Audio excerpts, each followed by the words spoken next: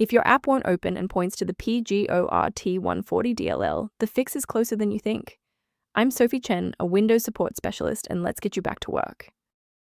Before we begin our pgort140 troubleshooting, you can follow the link below for a professional environment review.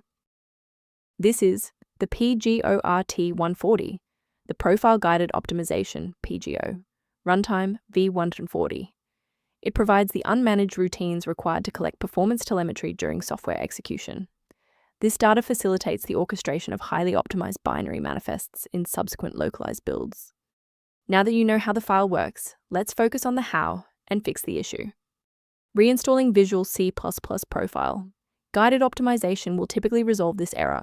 From Microsoft's website, download both x86 and x64 versions of the Visual C Redistributables and install them.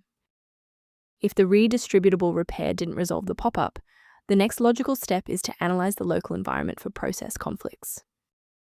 A simple restart can resolve file-in-use errors that mimic a missing pgort140 message. It's a low-effort step that ensures your operating system starts with a clean execution stack. Don't forget to bookmark the video or give it a like before you restart.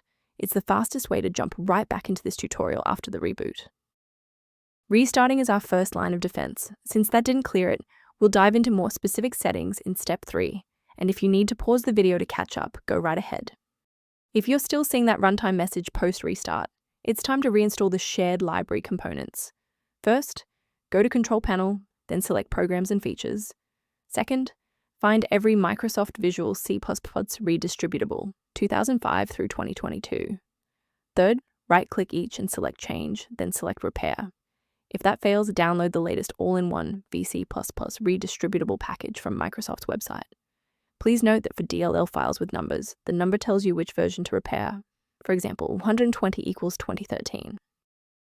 Before concluding, I want to address a critical security consideration for maintaining your system's integrity.